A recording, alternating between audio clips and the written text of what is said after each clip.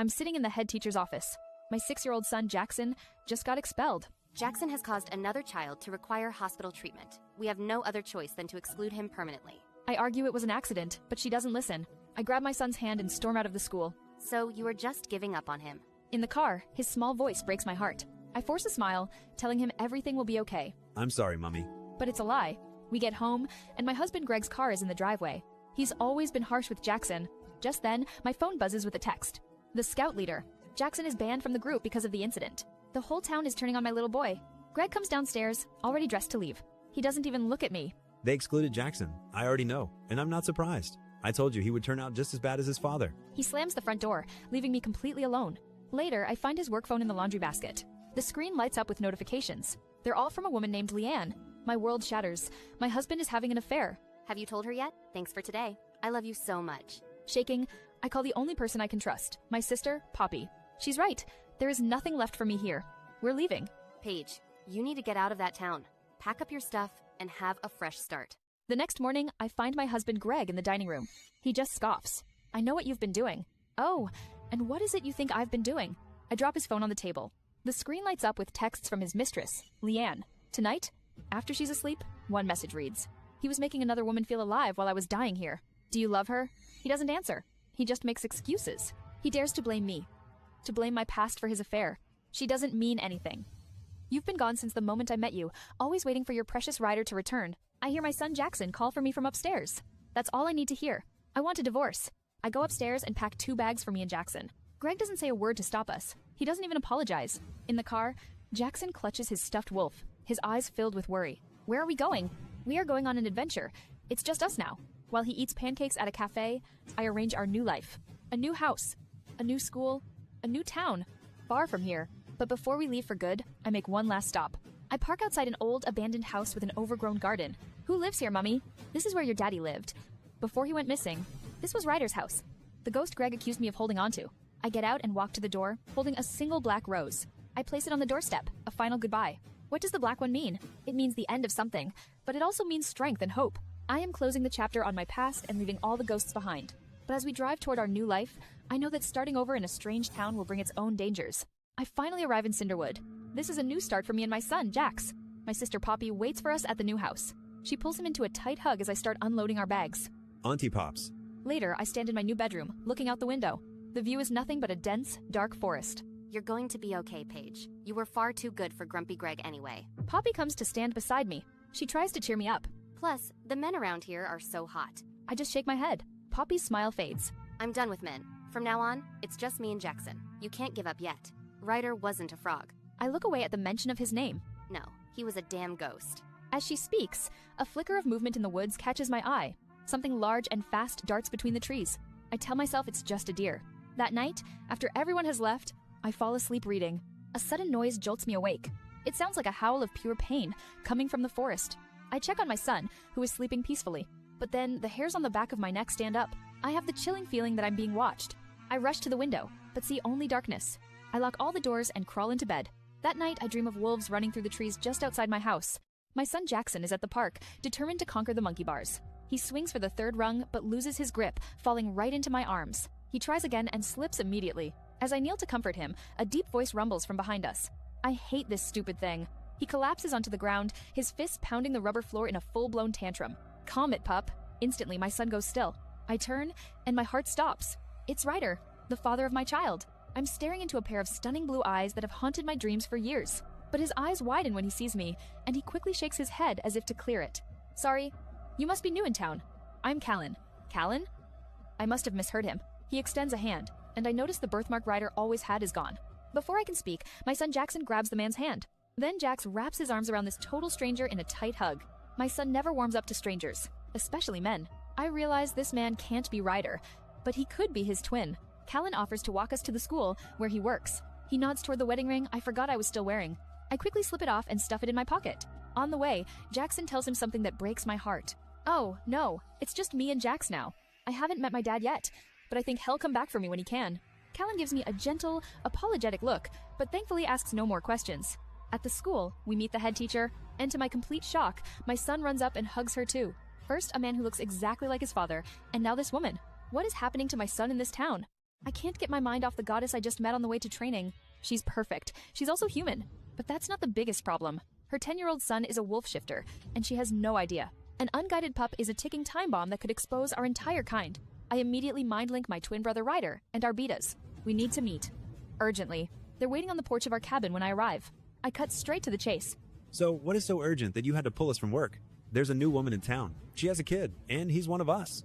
My brother Ryder, the other alpha, immediately tenses. I shake my head, explaining the impossible truth. So we have an unknown she-wolf in our territory, and she hasn't asked permission. No, that's the thing. She's human, and I don't think she has any idea what her son is. The air crackles with tension. Ryder's anger finds a new target, the pup's father. If I find out who the piece of Shay HT is that got a human pregnant and then left her, he'll kill him. We all agree. But first, we need a plan. Ryder points at me, his voice a low command. Callan, you get close to the mom. Gain her trust before we tell her anything. I don't mind that order at all. The woman is unbelievably hot, but Ryder reads my mind. For fuck's sake, Callan, keep your damn dick in your pants. Do you hear me? I just give him a smirk. I can't promise not to imagine doing it. We quickly figure out she must be living in the only available house, the one on Alpine. That's when our beta, Remy, speaks up. I think I saw her, actually. Yesterday, while running.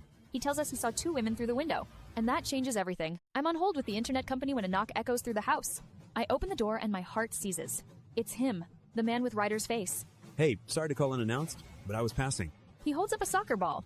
Before I can respond, he hands me a small card. My number, in case he ever wants a rematch. My son Jackson suddenly runs into the room, holding a painting. Callan.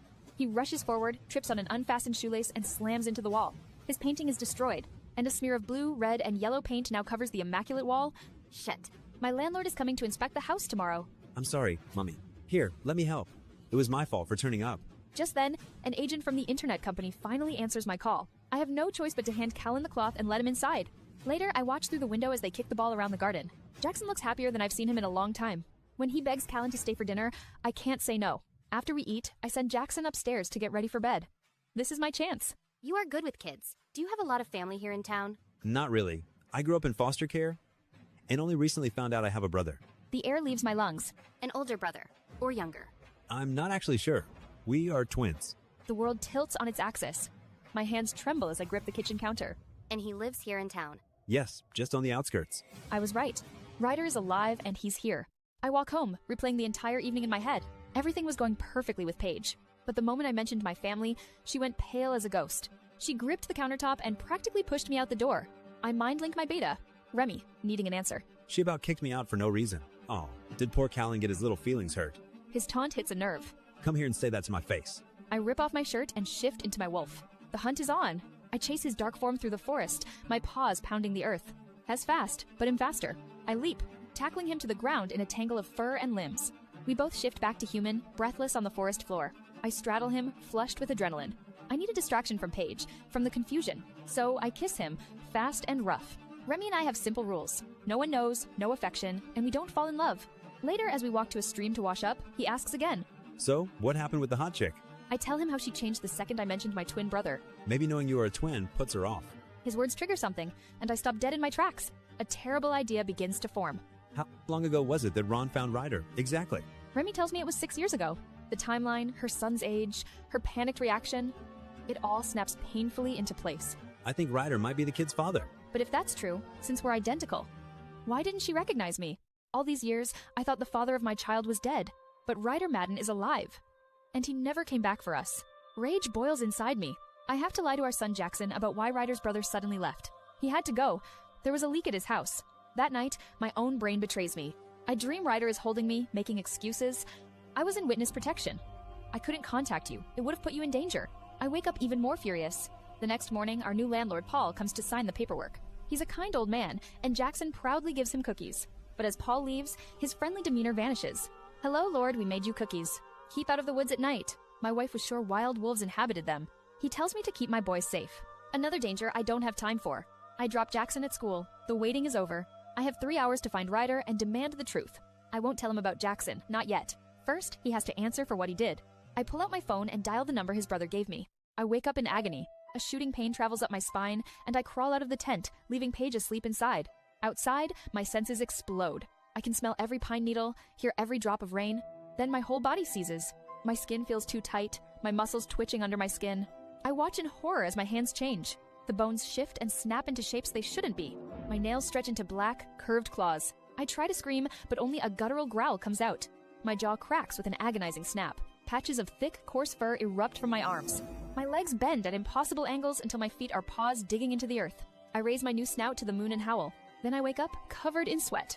It's the same nightmare that haunts me every night. That was 6 years ago, the night I shifted for the first time. The night I had to run, leaving the only person I ever loved behind. Because of what I am, I can never see her again. My brother Callan's voice suddenly enters my head through our mind link. Rye, we need to talk. Meet me in town for lunch.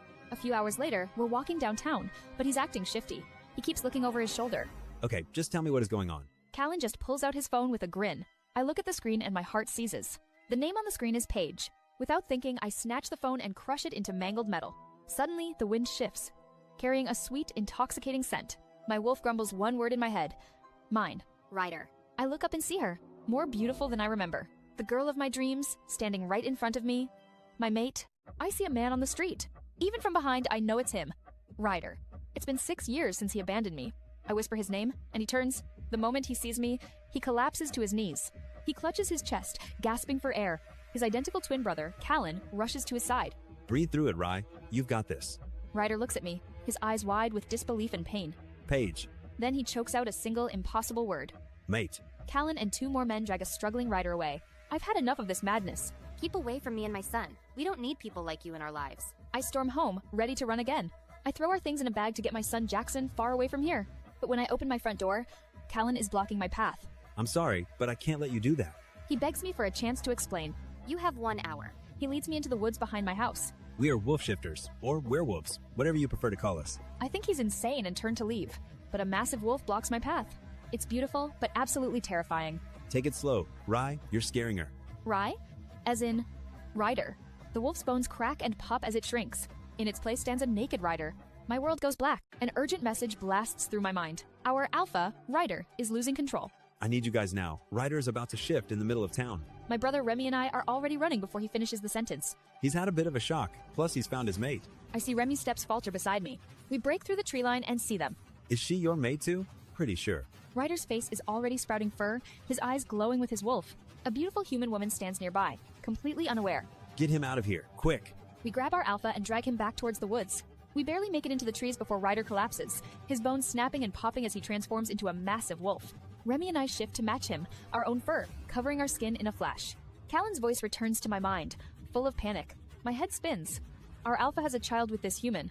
The kid with the missing father. He's Ryder's son. She thinks he's on drugs. I have to show her the truth. Come to us now. We follow Ryder as he stalks silently toward the woman.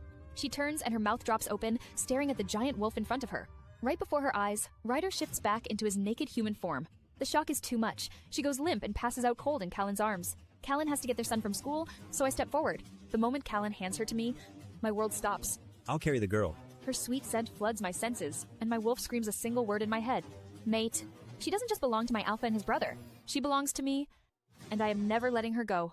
I wake up in a strange bed, but he's a monster who can turn into a wolf. Next to me is Ryder, my childhood sweetheart, the father of my child. Then I hear a little voice downstairs. It's my son, Jackson. I have to get him and run. Pizza, pizza, pizza. I slowly slide out of the bed, trying not to wake the beast beside me. My feet touch the floor. I inch towards the door, my only escape. I reach for the doorknob, but a hand clamps over my mouth from behind. I'm dragged backwards into a pitch-black room. He says I need to run and never come back. I'm going to help you, but you have to promise not to make a sound. What about my son? I need to get him too. As for the kid, forget him. He belongs with us. I will never leave my son. The door bursts open, and another man, Callan, stands in the doorway. No, I'm not leaving him. He sees the man holding me. Callan's fist slams into Remy's face with a sickening crunch. What the feck, Remy? They start fighting, their growls echoing through the house. I make a run for it, but strong arms wrap around my waist. It's Ryder. He's awake. He holds me tight as the 2 men shift into snarling wolves right before my eyes. Ryder turns me away from the violence, shielding me with his body. When the fighting stops, I push him away. Safe? Are you freaking serious? How is that safe? Ryder opens his mouth to speak, but he freezes. He stares past me like he's just seen a ghost. Mummy. A little boy runs to me and wraps his arms around my legs. This is my son. I drop to my knees, my hands trembling as I look into his eyes. I'm sorry. So damn sorry I wasn't there. It's okay, Daddy. You were just lost, but my mom found you. I hug my son for the very first time. When he leaves the room, I turn to my mate, Paige. Her arms are crossed, her expression hard. Explain why your brother kidnapped us and is holding us captive here. My brother Callan steps out from his room. I decided to bring you here. We are two sides of the same coin, which means we are a package deal. What's that supposed to mean? It means you get two for the price of one. You are ours. Paige stares at him in disbelief. You cannot claim me. You are monsters, freak abominations, and I want no part of this. I bite my tongue at her harsh words, but Callan just smiles. Have you told Jackson he's a monster? How will he feel that his own mother thinks he's a freak? Paige takes a step back. Jax is nothing like you, as a normal human. Has human for now, but on his 18th birthday, guess what will happen to him then? Paige's eyes fly to mine, begging me to deny it. I can only give a slow, painful nod. A sob escapes her lips, and she backs away from me. Keep the fuck away from me. She slides down the wall, curling into a ball as she cries. I crouch in front of her, desperate. I know I don't deserve you, but I will fight every day to earn your trust. I won't fail you again. My mate lifts her tear-stained face, her eyes searching mine. Tell me what happened, Rye. That night you left. Tell me everything. I stare at the man who abandoned me 7 years ago. He is a stranger with a familiar face. Ryder tells me our last night together was the happiest moment of his life. You were all I ever wanted, but my future was stolen from me that night. He says he woke up in agonizing pain after I fell asleep. He's a werewolf. He stumbled out of our tent as every bone in his body broke and reformed. When the pain finally stopped, I was in a different body, a wolf's body. He says he left because he thought he was a monster and was trying to protect me. Start talking. Why did you leave me? I was right there. Why didn't you wake me? I could have helped you. A wave of anger cuts through my shock. I tell him I was all alone. I immediately shut him down. The face of my son's father. That my parents died the day after our son Jackson was born. That I had to raise a baby and my teenage sister by myself. But Ryder's expression turns deadly serious. I'm here now. You never have to be alone again. You don't get to just walk back into my life. We don't need you. Jackson needs me. He's like me, Paige. And when his wolf wakes, he will need us to guide him. My blood runs cold. I try to argue, but Ryder delivers the final, terrifying blow. They explain, my son's recent problems at school are because his wolf is awakening. They say without a pack to ground him, the transformation could destroy him. It didn't destroy me completely, but I almost killed my foster parents, Paige. My son is a ticking time bomb, and I'm trapped. To save him, I have to stay in this world of monsters. The truth echoes in my head, louder than my fear. My son Jackson belongs here, with his pack, which means I have to stay too. I look at the twin alphas, the two men who are supposedly my mates. So what happens now? I spent years searching for one, only to find two. But his twin, Callan, just sighs. I'm staying for my son. But make no mistake, this doesn't mean I'm yours. You have no claim over me. Are we clear? Understood. This is probably a terrible time to tell you. You won't be able to resist the bond with us. My eyes snap to him. I push to my feet, my body trembling with rage. What the hell does that mean? The more you try to resist it, the harder it will get for all of us. It's not something that can be ignored. No, I might have to stay here for my son, but I get to choose the rest. No magic wolfy bond gets to make those decisions for me. There's no choice. It's already been made, way before we were even born. I can't breathe. I have to get out. I turn and walk straight out the door, leaving them behind. I need air. They know I won't run, not without my son. I'm just a human, way out of my depth. Outside, I grip the railing, trying to ground myself in this terrifying new world. Suddenly, the door opens behind me. But it's not Ryder or Callan. It's another man, one of the other pack members. He moves to stand beside me. I'm Parker, Pack Beta. I'm sorry things got messy. He gestures to a bench. I take a seat, and he begins to explain the rules of my new life. So, tell me about the pack beta thing. How does it work? I see Callan, my alpha, with his new human mate. The sight makes me sick. I have to get out. I bolt out the back door, my wolf bursting free and shredding my clothes. He follows, his voice instantly in my head through our mind link. Remy, wait up. FCK off, Cal. Look after your human. No, you clearly need me more than she does right now. His words stop me dead in my tracks. You're my beta. You're also my closest friend, and I need you. Friend. The word is a physical blow. A dangerous growl rips from my chest. A challenge to my alpha. For the first time ever, my wolf abandons me. I collapse to the ground, naked and human again. Callan shifts and crouches beside me, his scent messing with my head. I can't leave you like this. Go back to your mate, Callan. You already have. I drag myself into a sitting position, my whole body trembling. You get a mate, a future. And what the FCK do I get? Nothing but a broken, ficking heart. He can't even look at me. He can't face the damage he's caused. I didn't ask you to make me fall for you, to make me believe we had something. He tells me he doesn't love her yet. It's a tiny spark of hope, and I make my final desperate plea. Reject her. Let's run away together. I can't. I'm Alpha. Then give me one last time. You're not bound to her yet. I reach for him, but he grabs my arms, stopping me. If you don't, you lose me. His eyes finally lock on mine, filled with the same agony that's tearing me apart. I think I already have. My twin brother Remy runs out the back door, howling in pain. I should follow, but I'm furious he tried to get rid of my mate. I leave our Alpha Rider with his son and find her on the porch. I stand next to her like an idiot, my mind completely blank. This woman holds my future in her hands, and she has no idea. She could crush me with just a few words. I force myself to say something, anything. It's beautiful, isn't it? I watch her shoulders relax. I'm not messing this up. She asks about my position in the pack, and hope blossoms in my chest. But our conversation is cut short by another pained yell from Remy in the woods. Paige notices the look on my face immediately. You hear something, don't you? What is it? I admit my brother is struggling. Because of me. She's too observant. She knows he tried to get rid of her. Just then, Callan steps outside, looking more stressed than I've ever seen him. Paige's gaze snaps to him. It's you, isn't it? Why Remy doesn't want me here. Callan's eyes go wide with panic, but Paige quickly covers her tracks. He thinks I'm not good enough for you. After a tense silence, she announces she's leaving. I should probably get going soon. Callan tells her she has to stay, but her answer is a punch to the gut. No, I don't feel safe. My mate doesn't feel safe in our home. We are failing her. Callan gives her an ultimatum. Fine, then you can explain to your neighbors why you have a pair of wolves sleeping on your doorstep. She finally agrees to stay for one night, but only if Remy is kept away. I want to laugh at his threat. A pair of wolves? He has no idea. There would be 3 of us guarding her door. I'm on the couch with my son, Jackson, an Xbox controller in my hand. I've played this racing game 1,000 times, but tonight, I'm happily getting smoked by a 6-year-old.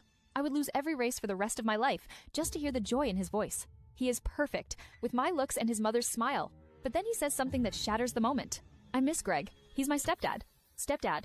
The word ignites a possessive growl deep in my chest. I grip the controller until I hear the plastic crack under my fingers. He will be so surprised because he thinks you are a ghost. A ghost! This man, Greg, told my son his own father was a myth. I fight to keep my voice from betraying the rage building inside me. Why does he think I'm a ghost? He says my mom needs to stop waiting for your ghost, and it makes her cry. He makes Paige cry. My mate. My Paige. I already hate this man, and I hope he is long gone from their lives. Later, Jackson needs the bathroom, snapping me out of my dark thoughts. I lead him down the hall, and his small hand slips perfectly into mine. A rush of love flows through me. This perfect little boy is mine. I open the bathroom door, revealing the huge jacuzzi tub I spent a month installing for her. Whoa, it's gigantic. I could swim in there. I leave him to it, but a moment later, he calls out a word that stops my heart. Dad, I can't reach the soap. He called me Dad. He needs me. I stride over, pump soap into his small hands, and ruffle his hair, overwhelmed. As we step out, Paige is standing there with my brothers. Her eyes meet mine, and for a split second, her guarded expression softens. She watches Jackson excitedly show her the bathroom, a hint of warmth replacing her usual anger. As she leads our son upstairs to bed, she glances over her shoulder and gives me a small, hesitant smile. It's more than I could have hoped for. My mate and my son are finally here, under my roof, where they belong. My son is finally asleep. Now I have to face them. I walk down the stairs into a wall of silence. 4 werewolves are waiting for me in the kitchen. His twin, Callan, watches my every move from the kitchen island. Ryder, the man who broke my heart 6 years ago, looks at me with caution. Are you hungry? I follow him into the open kitchen. Parker offers a small smile from the stove. I feel like an animal being studied, dissected. Then heavy footsteps descend the stairs. It's Remy. He's shirtless, and his eyes lock onto me like a predator. The entire room darkens with his arrival. I can't stand the tension any longer. I have some questions. You said in your mate. How does that work? Could you be wrong? Ryder insists his wolf just knows that he's been unsettled for years. He says with me here, he's finally whole. Then why didn't you know it 6 years ago? He shakes his head, lost for words, until Callan steps in. Ryder finds his voice again, his eyes pleading.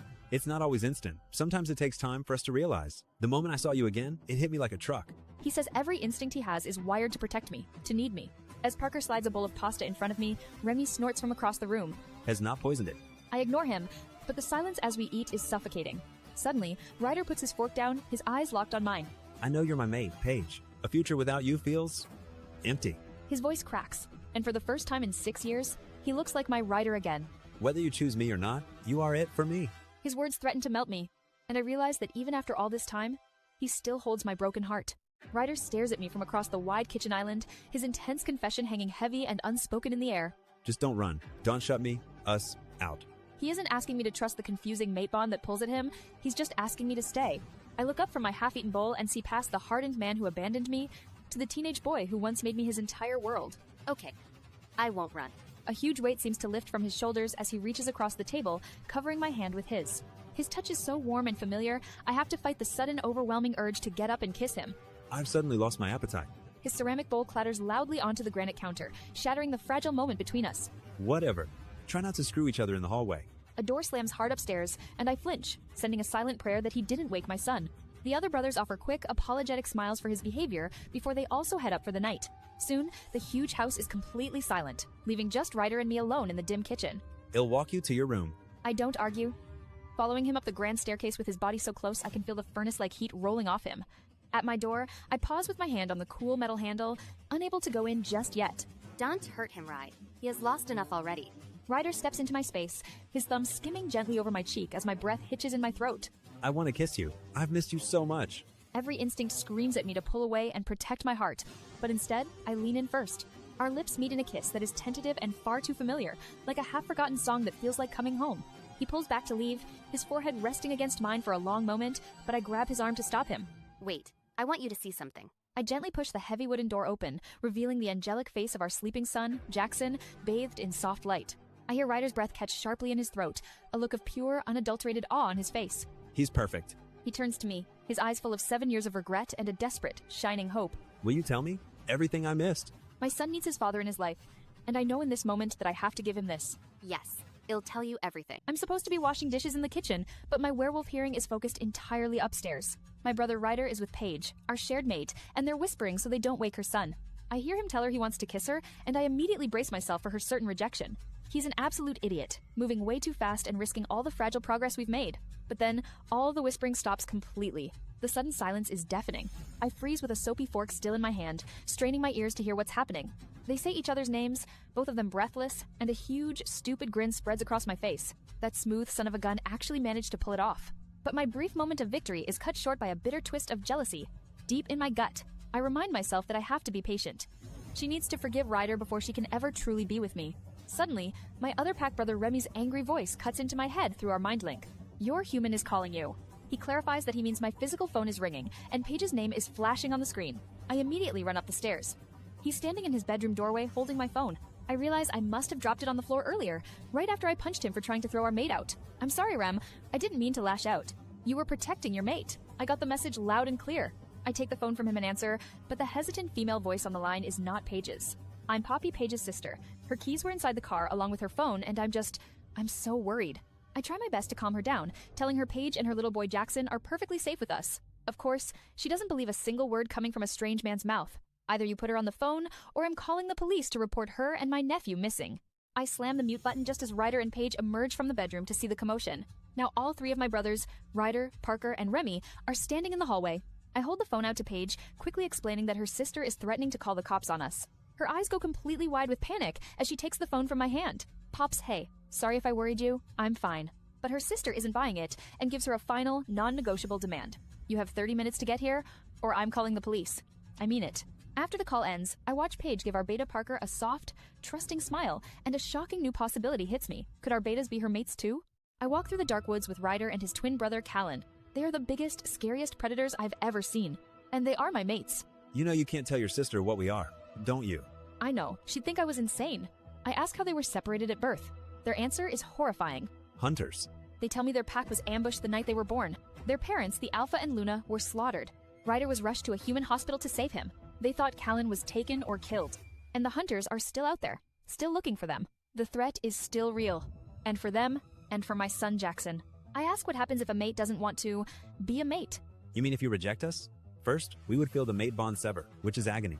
He says it would ruin their lives forever. I feel a wave of pressure wash over me. So you're saying, if I decide I can't do this, it would ruin your lives. But Ryder steps in front of me, his eyes full of pain. I chose you, Paige, before I even knew what I was. It's always been you. He says he only left years ago to protect me from all this. My eyes sting with tears. I hate how much I want to believe him. We finally reach my house, where my sister Poppy is waiting. The door is yanked open before I can even knock. Paige! Oh my gosh, never do that to me again.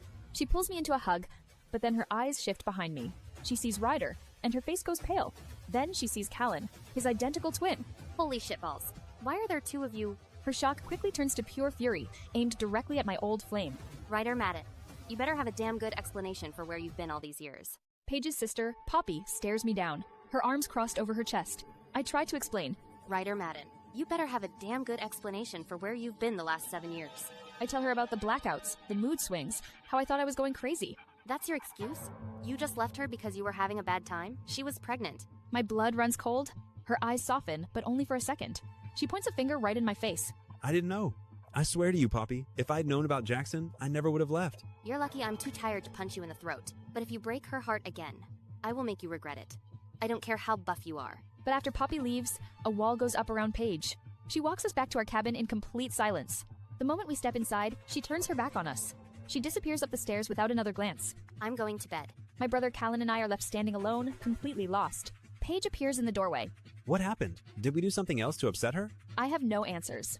We wait for hours in the living room, drowning in self-doubt. Just as I'm about to give up, I hear a floorboard creak upstairs. She's barefoot, wearing only an oversized t-shirt that falls to her mid-thigh. Couldn't sleep. She pads silently across the room, stopping right in front of us.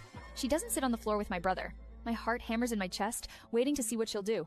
She doesn't sit on the couch with me. Instead, she drops down, settling herself directly on the floor between the two of us. I can't sleep, my mind racing with too many thoughts and too much change. A strange instinct pulls me downstairs, where I find them waiting in the living room. My two fated mates, the twin brothers Callan and Ryder, but all I feel is the cold, sharp grip of fear. I move into the room and sit on the floor, positioning myself right between them. The space is charged with a palpable tension, so close I can feel the heat from their bodies. I still don't know what I'm doing. Callan tells me not to think, but to simply feel what's real. You are not scared we will hurt you. You are scared we might break your heart. He's right. Having two mates feels like double the risk, double the pain if this all goes wrong. I ask them how a relationship with three people is even supposed to work. Callan leans in close, his voice dropping to a low, seductive whisper. Imagine me bending you over and filling your play, while my brother fills your mouth. The raw, explicit image he paints knocks the breath straight from my lungs. I instinctively squeeze my thighs together, my body reacting before my mind can catch up. I should be furious. I should be offended and running for the door. But I'm not. My body is on fire, a pulse of heat blooming deep between my legs. Callan. Ryder's warning is a low growl, thick with a jealousy that only excites me more. No, I'm not scared. The brothers both freeze, their hungry, predatory eyes locked on me. They give me one last chance to back away from this intensity. Tell us to stop. If this is too much, we will give you space. But I can't say the word, because for one night, I want to let go of all the fear. I want to stop thinking. Ryder moves beside me, his breath hot against my skin as he pushes my hair aside to expose my neck. We can give you that. Just say yes. I look from one powerful wolf to the other, take a shaky breath, and make a choice that will change everything. Yes. The moment the word leaves my lips, the energy in the room shifts. Callan gets to his feet and extends a hand. He's giving me one last chance to back out. I slide my fingers into his. He and Ryder pull me to my feet, boxing me in between them. Without a word, they guide me upstairs to Ryder's bedroom. Moonlight spills across the bed, illuminating it like a stage. Everything in me screams to run, but a bigger part of me wants this. If you need us to stop at any point, just say the words and, well, stop. Callan steps in close behind me, his lips near my ear. But if you don't stop us, we're going to ruin you, Paige, in the best way. A full body shiver runs through me. I don't want you to stop. That's all they need. Ryder kisses me first, slow and consuming. Callan's hands are on my hips, pressing his arousal against me. You feel that? That's what you do to us. I raise my arms, and they strip me bare between them. They circle me slowly, like two predators circling their prey. Callan lifts me in one smooth motion and lays me across the bed. Open. I do. Ryder leans in, his words a low growl. You're close already, aren't you? Then come. His words break me, and an orgasm steals my breath. Ryder takes Callan's place between my legs. Last chance to change your mind. Ryder, please. He thrusts into me, and I unravel around him with a strangled cry. He collapses over me, but Callan is already watching us, naked and waiting. You're not done yet. Now it's my turn. I wake up to warmth, sandwiched between two naked men. Callan is behind me, Ryder in front. The memories of last night hit me, and my cheeks burn with panic. Ryder opens his eyes and smiles. Morning, beautiful. Still alive. Barely. Callan mumbles from behind me, his voice thick with sleep. She loved it, though. I sit up, pulling the blanket over my chest, my mind racing. I don't regret it, but I have no idea what I'm doing. Ryder assures me this isn't normal for him either. Then a horrifying thought hits me. Crap. I'm not on contraception. Callan explains their kind can't carry diseases, and I'm not fertile. He says, if I were, they would smell it, and it would have driven them wild. My mind flashes back to the kitchen last night, to Remy's angry face. He knew. He could smell Ryder's effect on me. Later, I find Callan making breakfast, wearing only boxers. The scene is so normal, it almost hurts. Then I hear my son Jackson's voice from upstairs. Ryder goes to get him, and returns carrying our son in his arms. The sight of them together, Jackson's head on his dad's shoulder, breaks something inside me. But our peaceful morning is about to be shattered. Heavy footsteps descend the stairs, and Parker and Remy walk in. The tension is immediate, rolling off Remy in waves. His eyes lock on Ryder, his jaw tight with fury. Glad to see everyone's having a great morning. Callan steps forward, sensing a fight. Remy takes a step toward Callan, but Parker puts a hand on his arm, stopping him. Problem, Remy? Nobody's marked or claimed, if that's what you're sniffing for. Not yet. Not now. Let it go. Parker apologizes, saying his brother is just struggling with change. But I see the look in Remy's eyes, and I know it's much more than that. I find my brother Remy pacing by the woods, looking like he's about to shatter. He won't look at me. I can't do this anymore, Parker. I can't keep pretending. I'm fine. I know exactly what this is about. He finally admits it. His secret love for our alpha, Callan. You're in love with him. But his pain is about more than just unrequited feelings. It's about what happened last night. I heard everything, Parker. Every ficking sound. He chose her. He chose her and I. I loved him first. He heard Callan with his new mate. The pain in his voice guts me. I have to tell him my secret. There's something I haven't told you. She's my mate too. Remy's entire body goes still. He stares, his mind reeling. I tell him my theory, that she might be a mate to all of us. How? She's going to take you all from me. But she isn't my mate. I haven't felt a single hint of a bond. I explain that if I'm right, she won't take Callan away. She will bind them together for life. I tell him his pain and anger are masking it. He has to give her a chance. He finally breaks, his body shuddering as I hold him. I promise him there is. He just has to stop hiding who he is. But what if I'm too late? What if there's no place for me now? I'll try. As we walk back toward the house, I can't keep the grin from my face. We are on the brink of securing our future. With our mate, I'm alone in the kitchen when the back door opens. I don't need to turn around. I know it's Remy. He's been nothing but hostile since I arrived. I brace myself for another attack as he steps closer. I haven't exactly been fair to you. His voice is rough, like the words are costing him something, but I don't trust it. Not for a second. Was that supposed to be an apology? The words spill out before I can stop them. Are you trying to make peace so Callan will like you again? His expression falters. That's not what I cut him off, my anger taking over. Is it humans you dislike, or just the ones Callan cares about? His entire body goes rigid. It's like watching a door slam shut inside him. Right. That's what you think of me. He takes a single step back. Forget it. I won't bother you again. And just like that, he walks out of my life. The second the door closes, regret crashes down on me. I race upstairs to find him, but Callan blocks my path. You shut him down. He tells me Remy doesn't open up to anyone. That I didn't just reject him. The way he'll see it is you didn't just shut the door on him. You locked it. His words hit me harder than any fist. He turns to leave. Where are you going? To find him before he does something stupid. I find Remy deep in the woods, his hoodie bunched around his arms in frustration. He hears me and immediately tries to walk away. I'm done letting him run from me. Don't. I'm not in the mood. I catch him at the tree line, his shoulders tense as if he's about to bolt. I grab his arm, spin him around, and pin him hard against the nearest tree. He gasps, shocked by my force, but he doesn't fight me off. I've had enough of talking, so I kiss him. You don't get to walk away from me. Not after everything. He hisses that I was the one who walked away first, his jaw tight with anger. I kiss him so hard his back slams against the rough bark with a thud. He freezes for a second, but then he completely breaks. He kisses me back like he's been starved for years, desperate and hungry. One of his hands fists in my shirt, the other digging into my side as I press my body against his. We finally pull apart for air, both of us breathing raggedly. I press my forehead against his, my own breath catching. I hate you. Liar. Don't stop. I kiss him again, harder this time, messy and filled with years of regret. My hand slips beneath his shirt, my fingers brushing over his warm, bare skin. He shudders at my touch, tearing my own shirt up and over my head. His palms roam over my bare chest like they've always belonged there. But this isn't the right place. I pull back, just enough to see his face. His eyes are glassy, his lips red and swollen from my kisses. I can't compete with her. I grab his jaw gently, forcing him to look at me. I tell him I love him and that I'm done hiding us from everyone. You don't have to. It's not a competition. He finally agrees, and we walk back to the house together to tell them everything. I look out the bedroom window, and I see them. Callan and Remy. They're kissing against a tree. It's not just a kiss. It's a claim. Callan's hand disappears under Remy's shirt. Remy gasps, his head falling back. I should feel betrayed. I should be furious. Instead, I feel a hot ache bloom deep inside me. My breath catches as their kiss turns deeper, hungrier. Then a terrifying thought slams into me. I don't just want one of them. I want both. I back away, my heart pounding. I have to get out of this house. My son Jackson runs in with Ryder, and I see my escape. Ryder studies my face, but he agrees. Would you want to come back to my place? Just for a few hours. Are you okay? I lie and tell him I'm fine. We grab our bags and head for the front door, but they're standing right there, blocking our path. Callan's eyes narrow, his jaw tightens. I mumble an excuse about Jackson's toys. Going somewhere?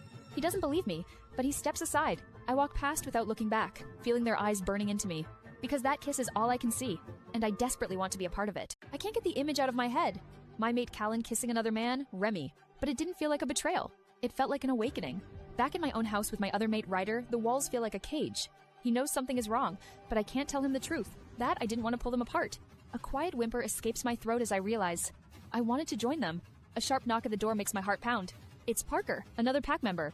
He and Ryder start talking about my son, Jackson. My head spins. They're making plans for my son without me. Word will travel that you have a son. An alpha heir is a big deal for the pack. Then my eyes meet Parker's, and my stomach fills with butterflies. Oh, hell. What is happening to me? I feel an insane pull, like I'm 2 seconds from throwing myself at him. Against all reason, I hear myself invite him in. He brushes past me, and the faint touch sends a jolt through my body. Do you want to come in? I need to escape. I flee to the bathroom, my mind spiraling. I've slept with Callan and Ryder.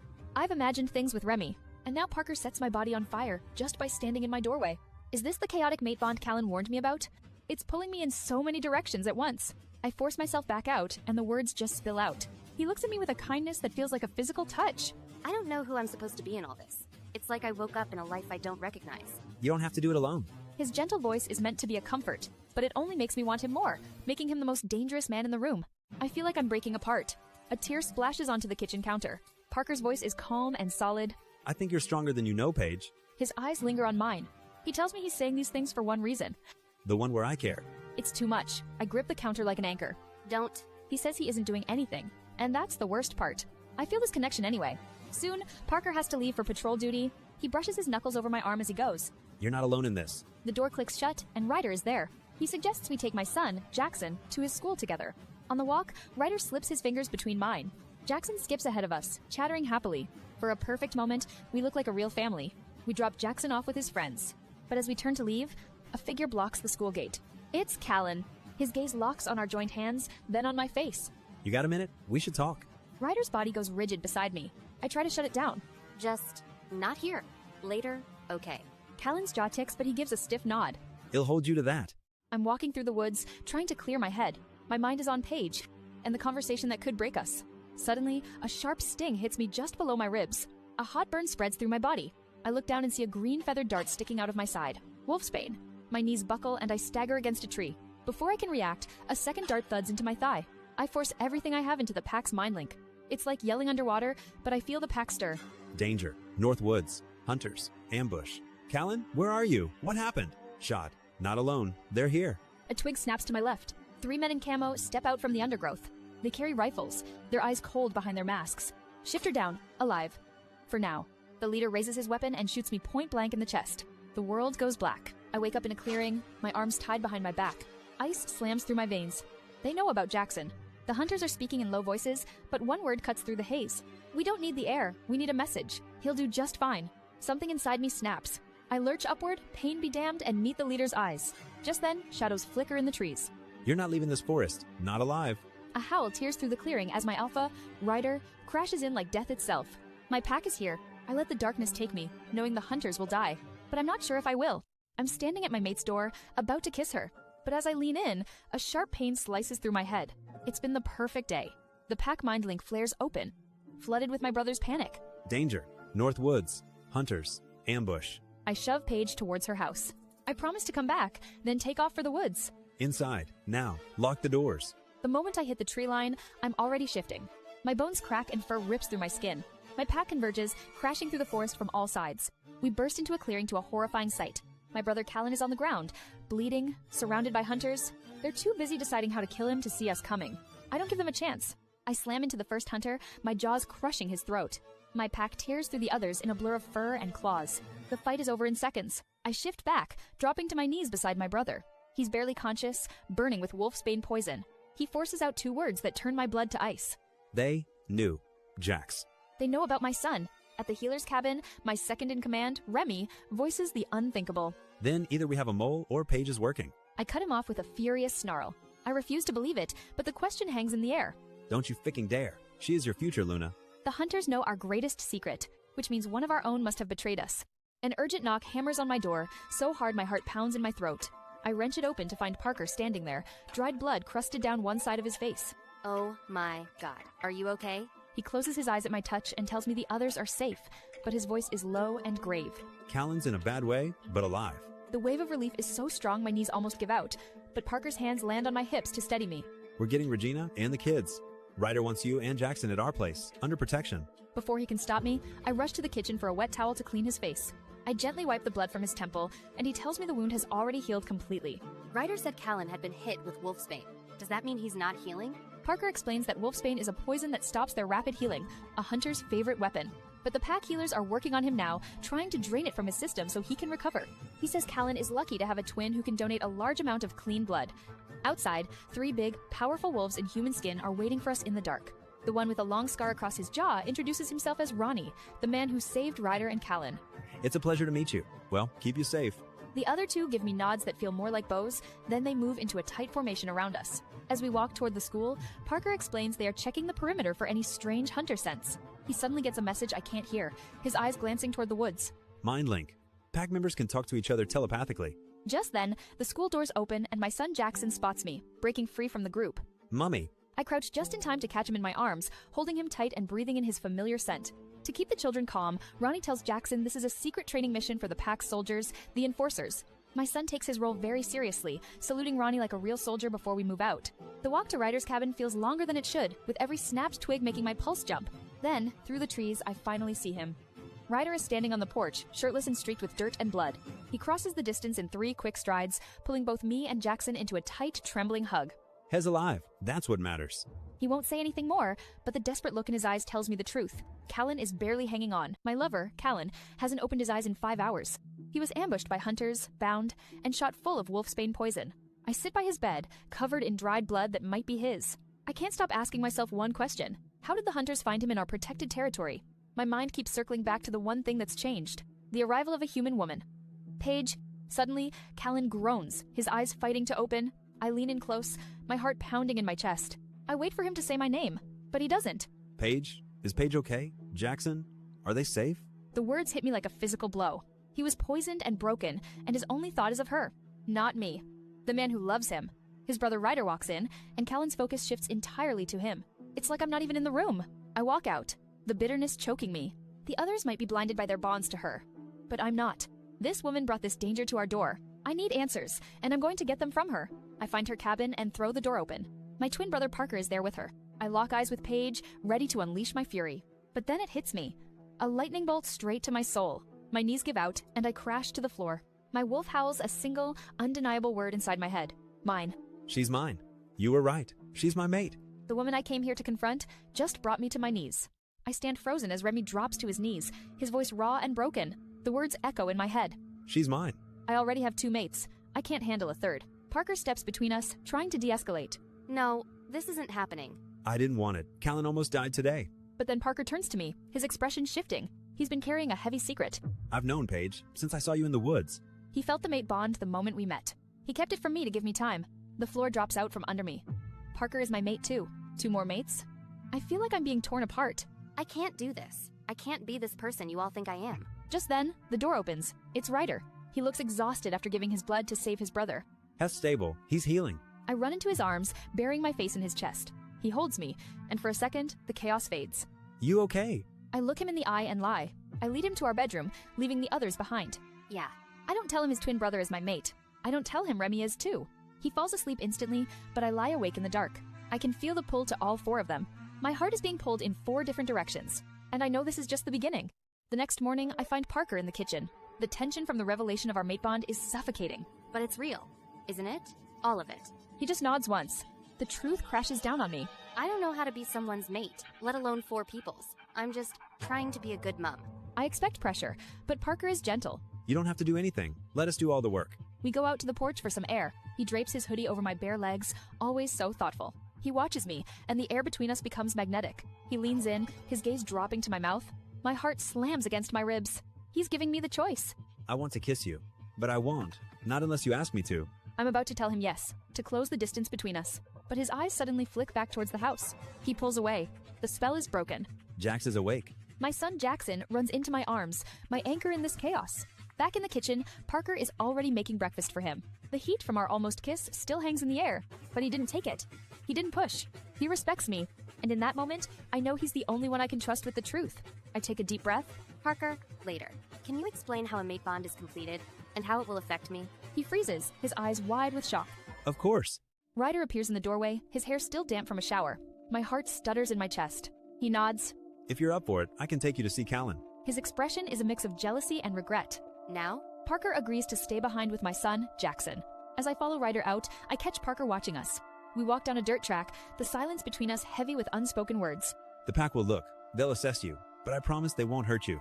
He leads me into a hidden village of wooden cabins. We enter the healer's cabin. Pack members bow to Ryder, their eyes burning with curiosity as they stare at me. The air smells of antiseptic and blood. I step into a dim room and freeze. Deep bruises mottle his skin. Callan is lying in the bed, pale and unnaturally still. His eyes flutter open and land on me. His chest is covered in bandages, dark spots seeping through. A faint grin touches his lips. Hey. Don't move. You absolute idiot. I rush to his side, tears welling in my eyes. I missed you too. I know you're not sure about me, but Ryder needs you. His words hit me like a punch. He thinks I'm pushing him away because I'm not sure about him. Ryder leaves us alone to talk, but that's not it at all. I have to tell him the truth. I sit by Callan's bedside, his hand limp in mine. He was nearly killed, and I have to confess the truth. I wasn't fair to you. I thought the last thing you remembered from me was rejection. Are you rejecting me, Paige? Because I remember your kiss, and that didn't feel like rejection. His brow furrows in confusion, but he has it all wrong. I squeeze his hand, forcing him to look at me. I take a deep breath and admit what I saw. Callan winces, turning his head away in shame. I saw you that morning, Cal. In the woods. With Remy. Shit. Paige, I'm so sorry. I fully understand if you want to reject me. I didn't run because I felt betrayed. I ran because I liked what I saw, Callan. And that scared me.